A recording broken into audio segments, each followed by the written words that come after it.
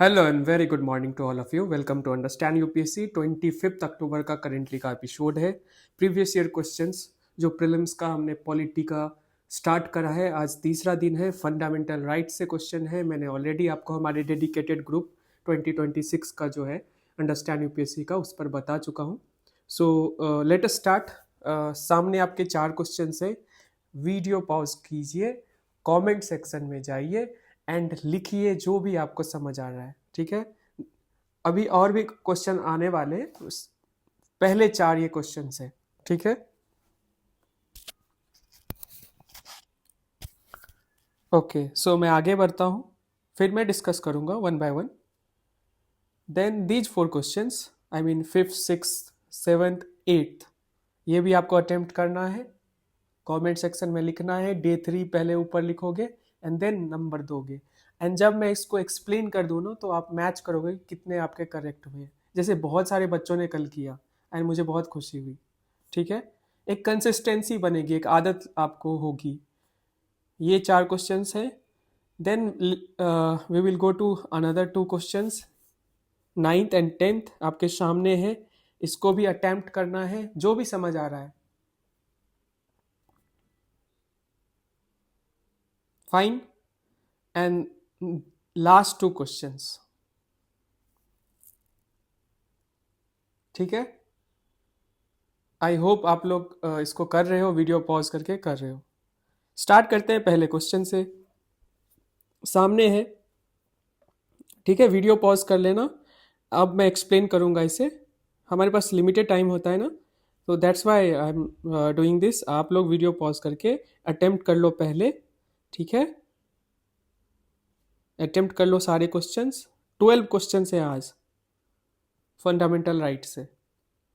So first question है, विच one of the following statements is correct. Fundamental rights की बात हो रही है, तो राइट्स वर्ड ही है। सो क्या होता है राइट वर्ड? देखो, कुछ क्वेश्चन टेक्निकल होते हैं, कुछ क्वेश्चन पे आप कॉमन सेंस लगाते हो, वहाँ पे आंसर आपको डायरेक्टली रिड्यूस नहीं कर सकते हो, मतलब नॉलेज के बेसिस पे। जब स्ट्रेट फॉरवर्ड क्वेश्चन आएगा जैसे दिस वन, ठीक है, तो वहाँ आपको ज़रूरत पड़ेगी, मतलब कि जो आपने बेसिक सोर्स से पढ़ा है, हमारे ब्लू बुक से पढ़ा है, लक्ष्मीकांत से पढ़ा है, उसको आप यूज़ करके आंसर करते हो। ठीक है, बट कुछ क्वेश्चंस होते हैं जहाँ पे आपको लॉजिक लगाना पड़ेगा, तो वही आदत मैं यहाँ दिलवाना चाहता हूँ। Also one more thing, TDF Monday से स्टार्ट होगा। पॉलिटी से मैं फिर से उसे रीस्टार्ट करूँगा, GS2। ठीक है, टॉपर्स कॉपीज से करवाता आ रहा हूँ। अगर आप लोगों ने इससे पहले नहीं नाम सुना है, आप लोग नहीं जानते हो, तो मंडे से आप देख लेना, या 20 अगस्त वाले वीडियोज से आगे वाले जितने वीडियोज है, उसमें मैंने GS1 के जो सारे इंपॉर्टेंट सब्जेक्ट्स हैं, ज्योग्राफी, हिस्ट्री, मतलब कि art and culture and society करवाया है। फाइन, मॉडर्न हिस्ट्री भी इंक्लूड, मतलब 4 सबसे इंपॉर्टेंट। एंड बाकी जो 2 रह गए हैं, world history and post independence, मैं वो उसको by the end of this, मतलब दिसंबर कह सकते हो, उसको कंप्लीट करा दूंगा। So let us start. पहला क्वेश्चन है, राइट्स क्या होता है? Are claims of state against citizens. गजब है, स्टेट का ही क्लेम है अगेंस्ट सिटीजन्स, ऐसा लगता है आपको? मतलब राइट्स क्या होता है? इंडिविजुअल लेवल पे दी जाती है, इंसान को मिलता है, एक नॉर्मल सिटीजन को मिलता है, वो अपनी राइट्स की बात करता है। तो इसका उल्टा कर दो, वही आंसर होगा। Rights are claims of the citizens against the state. देखो, ऐसे स्टेटमेंट अगर 2 आते हैं ना क्वेश्चन में, तो समझ लेना, मतलब most of the times I have, with my experience I am saying this, most of the times I have seen कि अगर एक दूसरे को क्रॉस करता हुआ कोई ऑप्शन, 2 ऑप्शन आता है, एक दूसरे के उल्टा है, तो आंसर उसमें से एक ही होता है। वैसे भी, मतलब मैं लॉजिकली कह रहा हूँ, एक्सपीरियंस के बेसिस पे, मोस्ट ऑफ द टाइम्स। ठीक है, राइट्स आर प्रिविलेजेस विथ, और भी 2 ऑप्शन से देख लेते हैं। Privileges which are incorporated in the constitution of a state. ठीक है, हम ना एक तरह से सच कहो तो प्रिविलेजेस नहीं हम वर्ड यूज कर सकते हैं, ये थोड़ा सा होता है ना, नेगेटिव मतलब सेंस में है, ये आगे भी दिखेगा आपको, ये क्लैरिटी और मिलेगी आपको। ठीक है, rights are privileges of few citizens, ये तो एब्सर्ड है। फाइन, तो सी इसका आंसर है, rights are claims of the citizens. Claims है, ना कि प्रिविलेजेस। समझ रहे हो? चलते हैं दूसरे क्वेश्चन पे। रिलेशनशिप क्या है राइट्स और ड्यूटीज के बीच में? सिंपल है क्वेश्चन, को रिलेटिव है, ठीक है। रहने देते हैं इस स्टेटमेंट को। दूसरा स्टेटमेंट देखते हैं, rights are personal and hence independent of society and duties. Independent है, यहाँ पे को रिलेटिव है, काइंड ऑफ ये कह लो। डिपेंडेंट है, इंटरडिपेंडेंसी है, इस तरीके से हम कह सकते हैं। सो इसका उल्टा है ये, rights not duties are important. देखो फिर ये एक दोनों के बीच में इस तरह से कंपैरिजन की जा रही है। रिलेशनशिप की बात हो रही है, दोस्ती, यारी, ठीक है। तो वैसे ही यहाँ पे आप समझ सकते हो कि दोनों के बीच में अच्छी चीजें दिखानी है। Duties not rights are important for the stability of the state. फिर यहाँ पे एक दूसरे के उल्टा है और नेगेटिव इसका कह सकते हो मीनिंग है। तो ये तो दोनों नहीं होने वाले हैं, ये दोनों में से एक है। सिंपल है, आप लोग हमारे कॉन्स्टिट्यूशन में जाइए, आर्टिकल 21A में क्या है, फ्री एजुकेशन मिले 6 to 14 ईयर्स के बच्चों को। और वही हमारा जो फंडामेंटल ड्यूटी है, ठीक है, 42nd कॉन्स्टिट्यूशनल अमेंडमेंट से जो ऐड किया गया, उसमें क्या कहते हैं कि पेरेंट्स गार्जियन का ना ये ड्यूटी है कि 6 से 14 साल के जो बच्चे हैं, 6 to 14 ईयर्स ओल्ड जो बच्चे हैं, उनको वो एजुकेट करे। तो राइट्स आर को relative, interdependent on each other. So ये first statement is correct. Example आपके सामने, ओके। तीसरा स्टेटमेंट है, प्रिविलेजेस एक तरफ था और दूसरी तरफ क्लेम्स था जब हम राइट्स पढ़ रहे थे। हम देखते हैं इक्वालिटी, ठीक है, in society is absence of absence of what. तो इक्वालिटी क्या होता है कि सब इक्वल हो, कि एक आदमी प्रिविलेज्ड ना हो, ठीक है।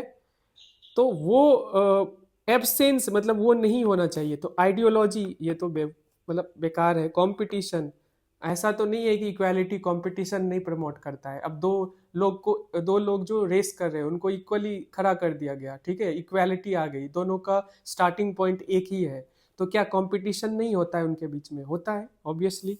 रिस्ट्रेंट्स एंड प्रिविलेजेस, इन्हीं दोनों में से डिस्कस करना है। तो प्रिविलेजेस एंड रिस्ट्रेंट्स के हिसाब से अगर आप देखो तो देखो, रिस्ट्रेंट्स जो है, absence of restraints and privileges, ज़्यादा appropriate. Again again you will go with the privileges, ठीक है। फोर्थ क्वेश्चन सिंपल क्वेश्चन है, नॉलेज चाहिए आपको बेसिक इन्फॉर्मेशन चाहिए, इसमें आप बहाना नहीं कर सकते हो। आपको पता है फंडामेंटल राइट्स को कैसे ब्रेक किया गया है। सबसे पहले इक्वालिटी, उसमें शुरू के 5 आर्टिकल्स आते हैं, 14, 15, 16, 17, 18, ठीक है। देन फ्रीडम, ठीक है। उसके बाद हम मतलब फर्दर आगे बढ़ते हैं। तो ये एक्सप्लॉइटेशन जो है ना, अनटचेबिलिटी किसका पार्ट बनेगा? सॉरी, अनटचेबिलिटी किसका पार्ट बनेगा? इक्वालिटी का। 14 to 18 के बीच में आता है, सिंपल है। आगे हम चलते हैं, right to privacy is protected under which article of the constitution? बहुत पॉपुलर केस है, के.एस. पुट्टा स्वामी केस 2017 में दिया गया था, और इसको 21 का ये रिपीट हुआ है, 2 बार ये क्वेश्चन आया है, तो आपको ये पता होना चाहिए। तो सुप्रीम कोर्ट के जजमेंट्स के थ्रू स्पेशली आर्टिकल 21 को जो ब्रॉड, उसकी जो मीनिंग है उसको ब्रॉड की जा रही है, उस पर यूपीएससी ना प्रीलिम्स में क्वेश्चन बनाता है, ठीक है। आगे भी दिखेगा आपको, one's right to marry the person of one's choice, ये भी आर्टिकल 21 को ही ब्रॉड किया गया, उसकी मीनिंग को ब्रॉड की जा रही है। लाइफ एंड लिबर्टी का इसको पार्ट बनाया जा रहा है, ठीक है। सो आर्टिकल 21 इसका होगा, एंड जजमेंट जो था के.एस. पुट्टा स्वामी, ठीक है। मैं साथ साथ में आपको इस चीज के बारे में भी इंफॉर्मेशन दे रहा हूँ, ठीक है।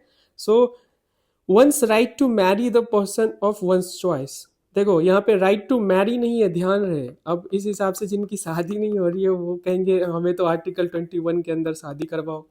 So the funny part is, मतलब फनी पार्ट नहीं, कई बच्चे आते हैं ये क्वेश्चन लेके कि सर राइट टू मैरी तो 21 में बोल दिया गया है, राइट टू मैरी नहीं बोला गया है, right to marry the person of one's choice. ये पूरा पूरा सेंटेंस पढ़ना है कि अपनी मर्जी से करना है। तो वो उसके लिए आपको आर्टिकल 21 के अंदर उसको इनकॉर्पोरेट किया सुप्रीम कोर्ट ने अपने जजमेंट के थ्रू। Lata Singh versus state of UP 2006, and then Shakti Vahini versus union of India, same जो जजमेंट था ना कि राइट टू मैरी, मतलब one's right to marry the person of one's choice, इस चीज को फिर से मतलब कि इस जजमेंट में 2018 वाले जजमेंट में सुप्रीम कोर्ट ने रीटरेट किया। तो पॉइंट इज कि उस समय ये न्यूज में था ना, that's why maybe probably इस क्वेश्चन को बनाया गया हो, ठीक है। Next one is 7th question, right to vote. आपको पता है आर्टिकल 326 क्लियरली बोलता है कि एडल्ट जो है ना फ्रेंचाइज है इंडिया में। सो ठीक है, तो 18 साल से ऊपर हो, इंडियन सिटीजन्स हो, आपका इलेक्टोरल रोल में आपका नाम है, तो आप वोट कर सकते हो। तो इसको हम कॉन्स्टिट्यूशनल राइट के अंदर रखेंगे। ठीक है, सिंपल है, फंडामेंटल राइट तो है नहीं। आर्टिकल 326 कहाँ प्लेस है? नेचुरल राइट, जो 3 नेचुरल राइट है, आप लोगों को पता होगा अगर आप पॉलिटिकल साइंस से है। लॉक ने दिया था लॉ, लिबर्टी एंड लाइफ, तो वो तो है नहीं। And then we have constitutional right और लीगल राइट, तो ज़्यादा अप्रोप्रिएट क्या है? Constitutional right. ठीक है। Next question is right to property. यार ये बहुत बेसिक चीज है। अब इस दोनों में ना ऑप्शंस का डिफरेंस मैं थोड़ा शो करूंगा, आप लोग थोड़ा ध्यान से देखना ऑप्शंस से कितना फर्क पड़ता है। अब यहाँ पे हमने क्या चूज किया?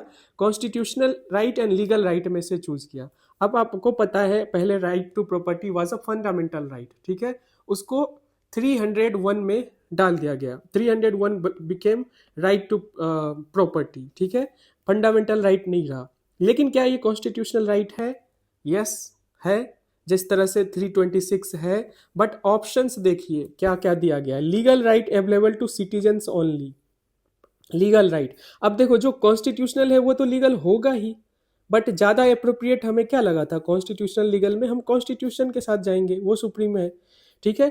बट यहाँ पे कॉन्स्टिट्यूशनल राइट कहीं भी नहीं यूज़ किया गया। लीगल राइट, फंडामेंटल राइट जो कि है ही नहीं, है तो एब्सर्ड है। नीदर फंडामेंटल नॉर लीगल, ये भी एब्सर्ड है। लीगल तो होगा ही, रीजन बीइंग कि कॉन्स्टिट्यूशन में स्पेशली लिखा गया है आर्टिकल 300A, ठीक है, जिसमें राइट टू प्रॉपर्टी डाला गया। अब हमें ना इन दोनों में से डिड्यूस करना है कि कौन से दो ऑप्शंस में से एक होगा। अब कॉन्फ्यूजन क्रिएट होता है क्या सिटीजन्स को ही मिलता है राइट टू प्रॉपर्टी का हक?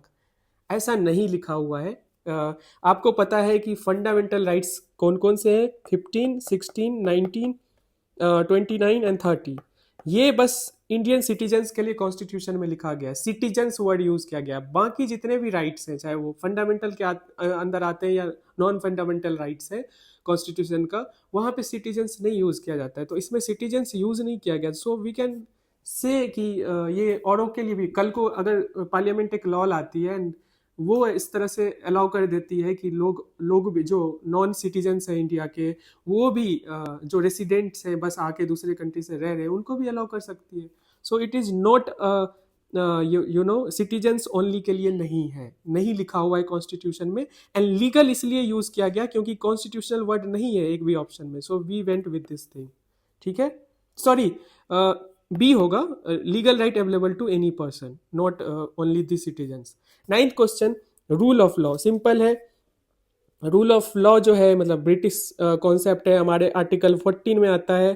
क्या क्या होते हैं रूल ऑफ लॉ के अंदर आते हैं? इक्वल प्रोटेक्शन ऑफ लॉ या इक्वालिटी बिफोर लॉ। मतलब हम आर्टिकल 14 को अगर इंटरप्रेट करें सही से तो रूल ऑफ लॉ हमें देता है, डायरेक्टली लिखा नहीं है। बट अब सोचो रूल ऑफ लॉ कैसे इन 4 ऑप्शंस में से और किस तरह से, मैं ये भी बोलता हूँ, सॉरी मैं ये भी बोलता हूँ कि स्टेटमेंट कैसे हैं एंड ऑप्शंस कैसे सेट किए गए, दोनों पे ध्यान रखना, ठीक है। So let us see limitations of powers. Fundamental right आपको पता है, कॉन्स्टिट्यूशनलिज्म का मतलब ही होता है लिमिट करते हैं हम स्टेट को, ठीक है। तो कॉन्स्टिट्यूशन तो ऑलरेडी लिमिट कर रहा है, उसमें भी फंडामेंटल राइट जो इंडिविजुअल राइट्स की बात करता है वो तो और लिमिट करेगा ना। तो ये तो एब्सोल्युटली करेक्ट होगा। इक्वालिटी बिफोर लॉ तो डायरेक्ट लिखा हुआ ही है कॉन्स्टिट्यूशन में, तो फर्स्ट सेकेंड तो बिल्कुल है। Then people's responsibility to the government. अब ये सोचो कि फंडामेंटल राइट्स क्या है? मतलब कि पीपल को राइट दिया गया है, मतलब मैं नॉर्मली कह रहा हूँ, हमेशा ये ट्रू नहीं होगा, पर पीपल को अधिकार दिया गया है, गवर्नमेंट को थोड़ी अधिकार दिया गया है, दोनों में फर्क है ना। सो पीपल का क्यों रिस्पॉन्सिबिलिटी होगा? गवर्नमेंट की रिस्पॉन्सिबिलिटी होगी कि वो इंश्योर करे fundamental right rule of law के थ्रू, मतलब जो जिससे रूल ऑफ लॉ लागू हो, ठीक है। लिबर्टी एंड सिविल राइट्स, ये तो बहुत बेसिक है, तो ये तो होना ही चाहिए। सो 1, 2 एंड 4, थर्ड नहीं होगा, जो भी ऑप्शन सही है चलते हैं उसके साथ। Then we have the constitution of India defines its basic structure.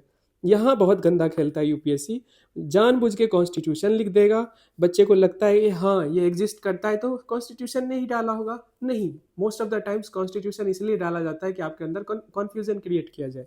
सो आपको पता है अच्छे से KBC case, Keshavanandan Bharti case 1973, इसमें से ये बेसिक स्ट्रक्चर आया बाहर, मतलब कि उन्होंने इसको जो है इंट्रोड्यूस किया इंडियन इंडियन कह सकते हैं पॉलिटी में। ठीक है, तो ये आपका पहला स्टेटमेंट कंप्लीटली गलत है।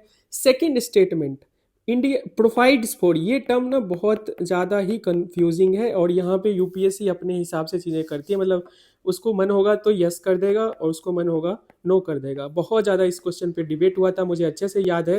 And the constitution of India provides for judicial review, article 13, article 32, article 226।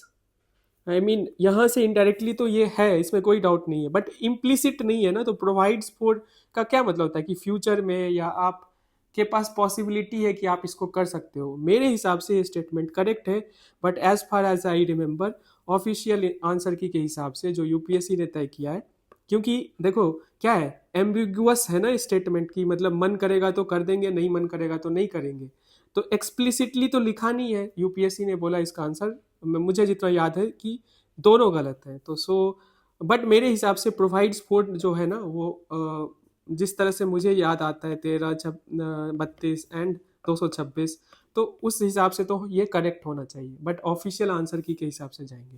Then we have the next question, 11th question जो है, in India which one of the following constitutional amendments जो है was widely believe to be enacted to overcome judicial interpretation of fundamental rights.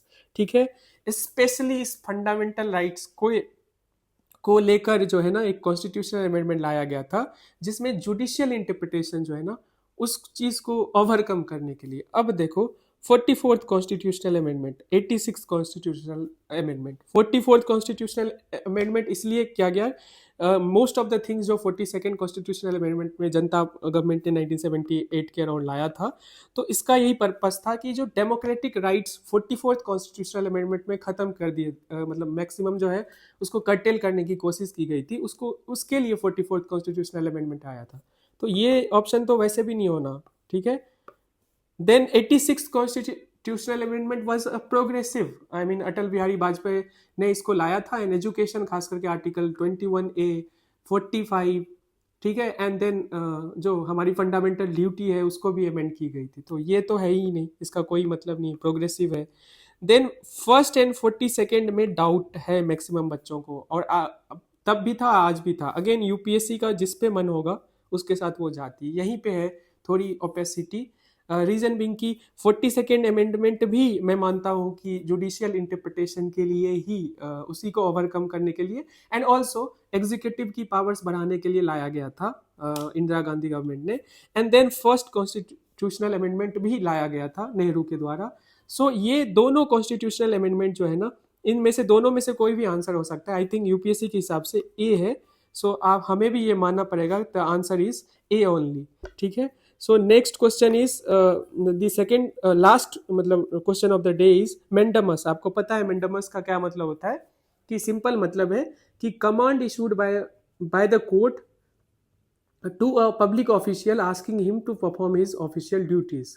ठीक है, सो इस चीज के लिए ये रीट जो 5 रीट्स हैं हमारे आर्टिकल 32 के अंदर, या कह लो 2026 के अंदर, इस पे ये क्वेश्चन बना है।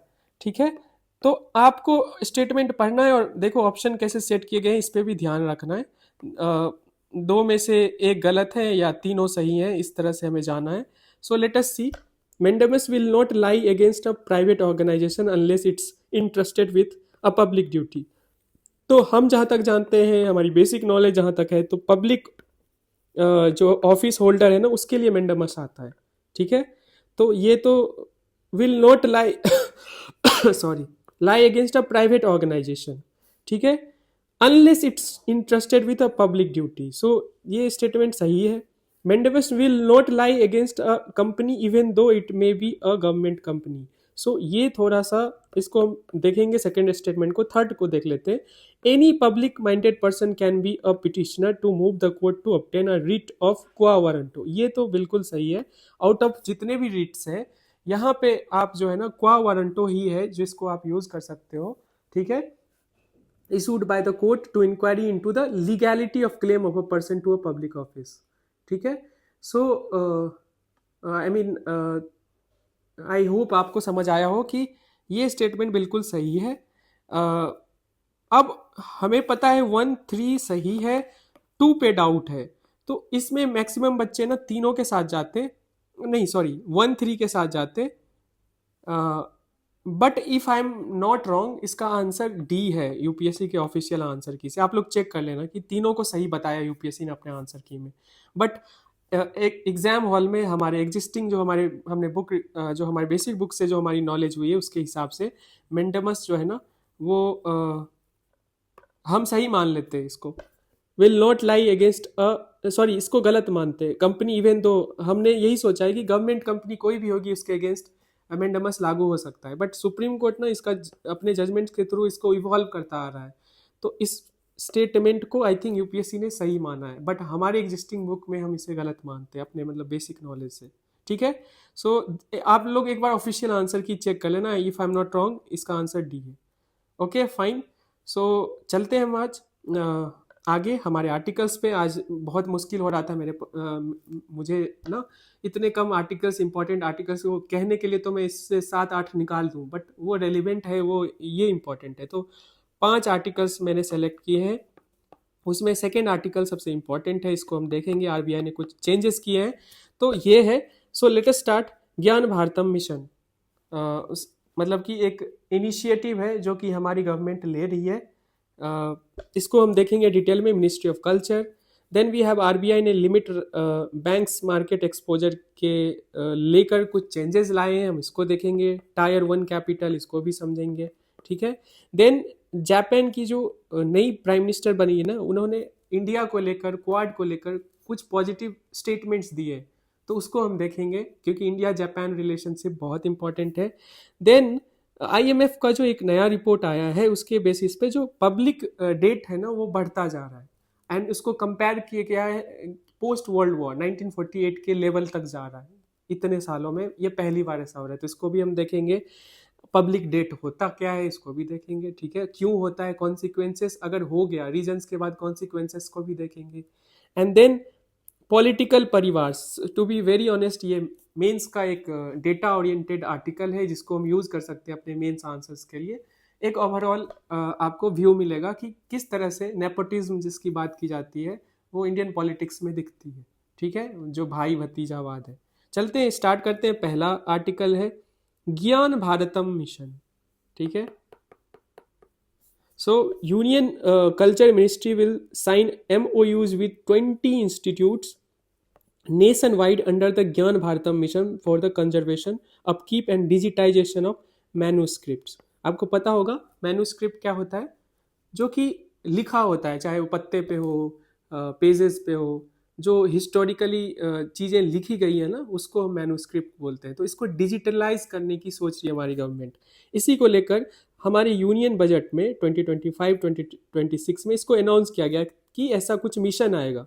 तो अभी ये मिशन जो है ना अब एक्चुअलाइज हो रहा है, इसको इम्प्लीमेंट किया जा रहा है। Flagship initiative on India's manuscript heritage. ठीक है। कल्चर से है, मैंने इसको पहला प्लेस दिया। यू नो कि आज से छठ पूजा जो है बिहार के जो यूपी बिहार है इसमें ये मनाया जाएगा, तो मैंने इसको इसी तरीके से स्टार्ट किया। आप सबको इसके लिए बहुत बहुत बधाई जो इसको सेलिब्रेट करते हैं। मिनिस्ट्री ऑफ कल्चर इसकी नोडल मिनिस्ट्री है। की ऑब्जेक्टिव सिंपल है, identify, digitise, preserve and promote India's manuscript wealth.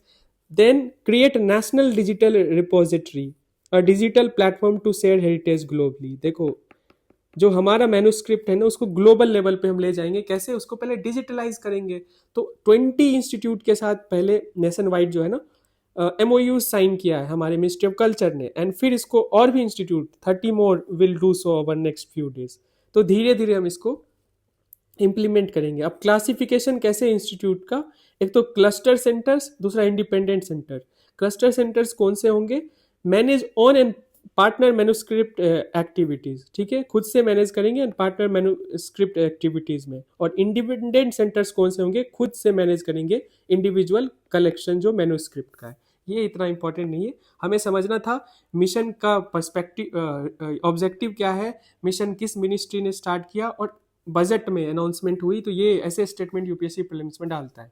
ठीक है। और हेरिटेज वाले में भी जो आर्ट एंड कल्चर है ना, प्रिजर्वेशन ऑफ हेरिटेज को लेकर हमने क्वेश्चन भी किया था टॉपर्स की कॉपी से, और यूपीएससी मेंस में पूछा भी गया है मल्टीपल टाइम्स। तो इस स्कीम को हम, इस मिशन को हम यूज कर सकते हैं, तो वैल्यू इनरिचमेंट होगा। ठीक है, ध्यान रहे। आरबीआई में एक limit banks market exposure. So reserve bank of India ने recently, just give me a minute, issued a draft circular. ठीक है, अब इस सर्कुलर में क्या आया है हम देखते हैं। Reserve bank of India has propose the limits on the banks exposure to capital markets and acquisition financing, capping at 20% of their tier 1 capital to ensure financial stability and prevent excessive market risks. So simple समझो, RBI ने एक circular release किया है जिसमें RBI ने कहा कि जो कैप आपका जो किसी बैंक का जो एक्सपोजर है ना कैपिटल मार्केट में, to capital market and acquisition financing. अब देखो, कैपिटल मार्केट तो आप समझते होंगे, बिल्कुल बेसिक है। एक्विजिशन फाइनेंसिंग का सिंपल मतलब है कि कोई बैंक है, जैसे फॉर एग्जांपल वो किसी बिजनेस में पैसा लगाता है, ओके, तो उस पैसे का जो आप फंड कैसे जुटा रहे हो, तो इसको बोलते हैं एक्विजिशन फाइनेंसिंग। बेसिक है। तो उसमें ना लिमिट लगाया है, पहले जो चीजें चल रही थी उस चीज को देखते हुए लिमिट लगाया है। तो मैं थोड़ा सा बेसिक्स बता देता हूं।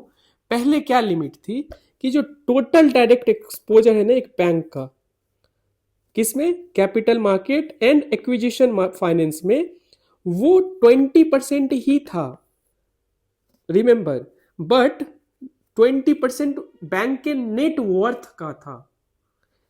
मैं फिर से रिपीट करूंगा, बैंक जब डायरेक्टली इन्वेस्ट कर रही थी ना, एक्सपोजर जो डायरेक्ट एक्सपोजर था, डायरेक्ट इन्वेस्टमेंट कर रही थी, कैपिटल मार्केट एंड एक्विजिशन जो फाइनेंस है, तो बैंक का जो है ना उस समय 20% ही ये लिमिट कैप जो है आरबीआई ने कर रखा था।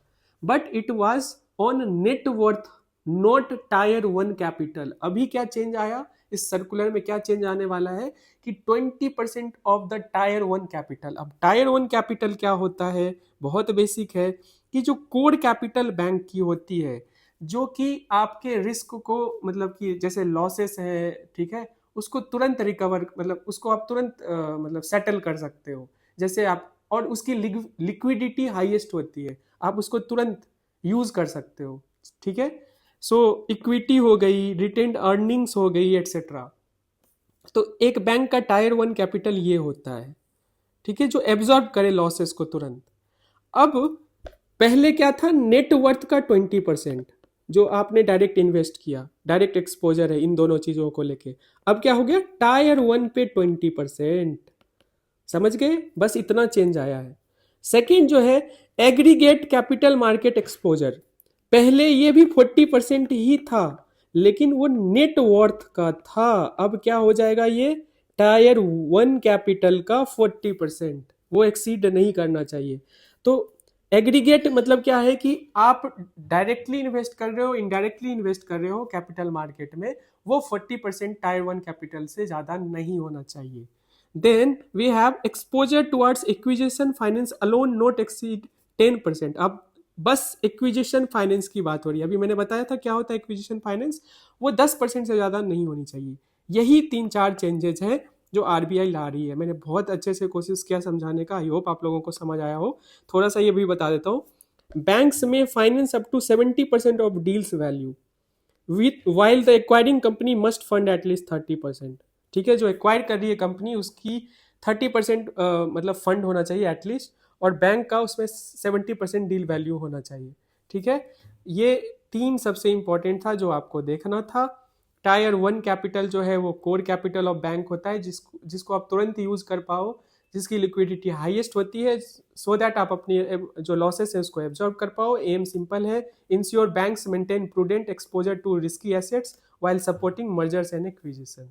तो थोड़ा सा टाइट किया गया है, बट टाइट जो किया है आरबीआई ने या करने वाली है टू बी प्रिसाइज, तो इसका बस है कि मार्केट रिस्क कम हो पाए और ग्रोथ जो है ना, मतलब एक्विजिशन आप करो, but there should be you know मतलब कि रेस्ट्रिक्शंस को अच्छे सेंस में लेने की ज़रूरत है। मतलब ऐसा ना हो कि बैंक ही धराशायी हो जाए।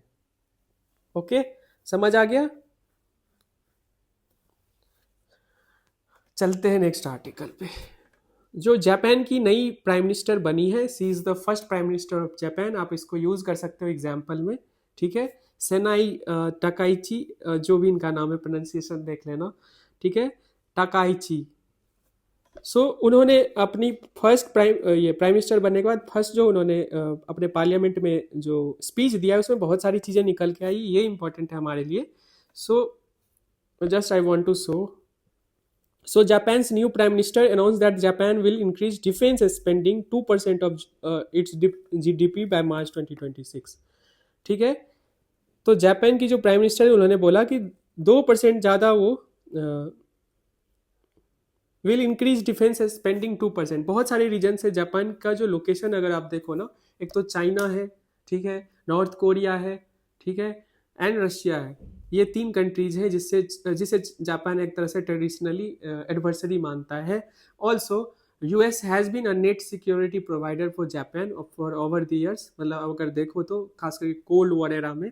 अब क्या हुआ कि यूएस का जो स्टांस है खास करके डोनाल्ड ट्रंप का, थोड़ा सा एम्बिगुअस है, तो जापान को लगता है कि मुझे खुद से ही ये मतलब स्पेंडिंग बढ़ानी चाहिए।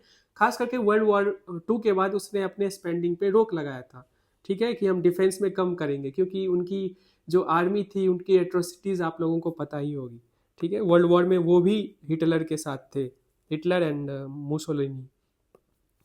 So she also pledged stronger cooperation with India and other Quad members to promote free and open Indo-Pacific। पता ही होगा Indo-Pacific क्या है, इंडियन ओशन और पैसिफिक ओशन को मिला दिया गया है तो इसको इंडो पैसिफिक कहा जाता है, ठीक है। उसी को देखते हुए क्वाड बनाया गया, जिसमें 4 मेंबर्स हैं।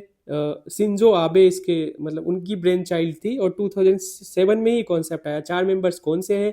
India, Japan, United states and बाद में ऑस्ट्रेलिया ने ज्वाइन किया। सो ये 4 इंपॉर्टेंट प्लेयर्स हैं इंडो पैसिफिक में, और भी प्लेयर्स हैं, बट ये 4 फ्रेंडली नेशन है, ये 4 डेमोक्रेटिक नेशन है, एंड सबका कॉमन थ्रेड चाइना है, राइज ऑफ चाइना है टू बी प्रिसाइज, ठीक है। सो नेचर क्या है, और चाइना लगातार क्वाड के अगेंस्ट बोलता आ रहा है। सो नेचर क्या है, informal strategic forum focused on maintaining a free, open and inclusive Indo Pacific, ठीक है। ऑब्जेक्टिव सिंपल है, maritime security and freedom of navigation, ठीक है। Promote rule based international order. China जो रॉग स्टेट है, किसी को मानता नहीं है, साउथ चाइना सी में भी अगर देखो तो वो जो रूलिंग्स है इंटरनेशनल कोर्ट्स की उसकी वैल्यू नहीं करता है। Then we have strengthen technological, economic and climate cooperation, counter China's assertiveness in the Indo Pacific region. Simple है, ये तो क्लैरिटी के साथ है ही।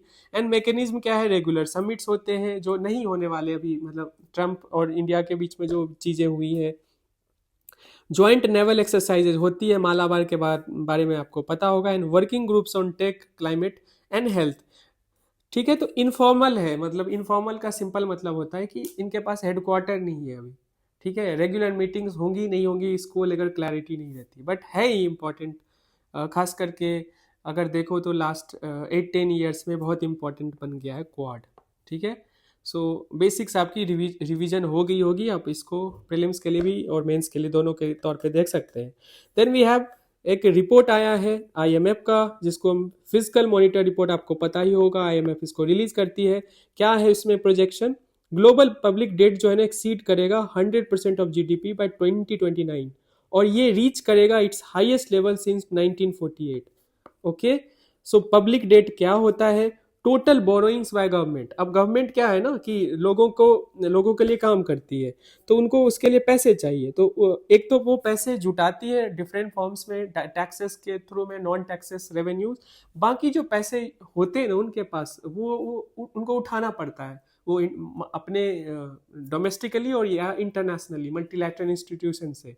तो ये पैसे जो उठाते हैं उसी को बोला जाता है पब्लिक डेट, मतलब जो गवर्नमेंट उठाती है, गवर्नमेंट लेती है।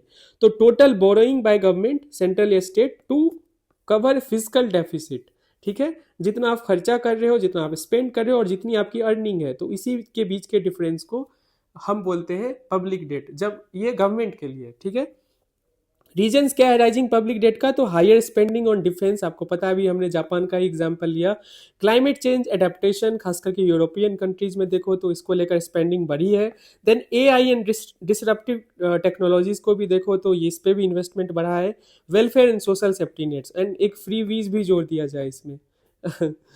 ओके, सो कॉन्सिक्वेंसेस क्या होता है, इंटरेस्ट पेमेंट आपको ज़्यादा देना पड़ता है, ठीक है, बर्डन ऑन टैक्स पेयर, हमारे ही पैसे जाते हैं जिसको इंटरेस्ट के रूप में। और कई कंट्रीज ऐसी हैं कि पुराने लोन्स को चुकाने के लिए नए लोन्स लेते हैं, ठीक है, ऑलमोस्ट सारी कंट्रीज अपने अगर देखो तो ऐसा करती है ऑलमोस्ट, ठीक है।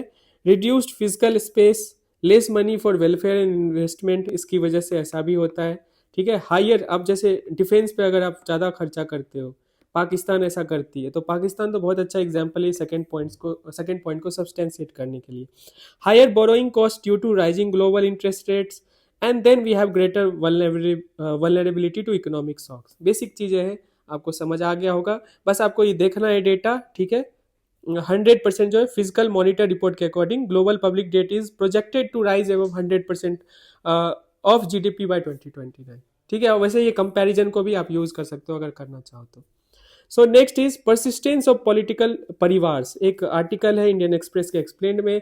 तो इसमें ये दिखाता है कि कितना डायनेस्टिक पॉलिटिक्स जो है ना इंडिया में डीप ग्रेन्ड कह सकते हो है। तो ए recent investigation by the Indian express, मतलब इंडियन एक्सप्रेस ने ही इसको इन्वेस्टिगेट किया, तो उनको पता चला, वैसे तो पीआरएस से आता है बट ये इंडियन एक्सप्रेस ने ही इसको इन्वेस्टिगेट किया। And 22% of India's nearly 5300 legislators in parliament, state assemblies and councils belong to political families, showing the deep entrenchment of dynastic politics in India. Simple है, अब 149 families have more than one member in the parliament or state legislature, and 81 dynasts are sons daughters of current or former legislator। मतलब इन्होंने अच्छे से study किया है। तो अब इस डेटा को ना यूज करना है हमें मेंस के लिए कि कैसे परिवारवाद पे अभी नेपोटिज्म वगैरह पॉलिटिक्स में जो डायनेस्टिक पॉलिटिक्स है कि लोगों के लिए, युवाओं के लिए बोलते हैं ना अवसर मिलती है जो राजनीति में जाना चाहते हैं, तो वो कैसे मिलेगा जब कुछ परिवार ही के हाथ में जो है पावर रहेगी, या टिकट जो जिस तरह से बांटी जाती है वो परिवार से ही आती है, मतलब परिवार के लोगों को ही दी जाती है, ठीक है। तो इस चीज़ को देखते हुए ये आर्टिकल आप यूज़ कर सकते हो, ठीक है। So that's it for today.